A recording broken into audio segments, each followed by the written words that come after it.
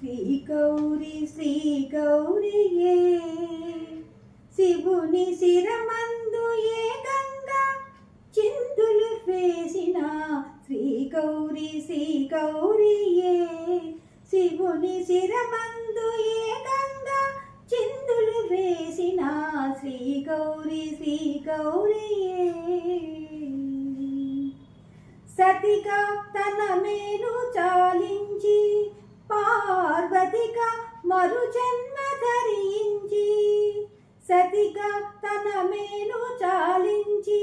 పార్వతిగా మరు జన్మ ధరించి పరమేశునికై తపించి పరమేశునికై తపించి ఆహారమేను సగమై పరవశించిన శ్రీ గౌరియే శివుని శిరమందు ఏకంగా చిందులు వేసిన శ్రీ గౌరియే నగకన్యగా తాను జనించిన జగదంబ అయినది హైమవతి నగకన్యగా తాను జనించిన జగదంబ అయినది హైమవతి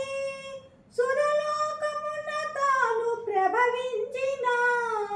తరళాత్మమైనది మందాకిని ఒదిగి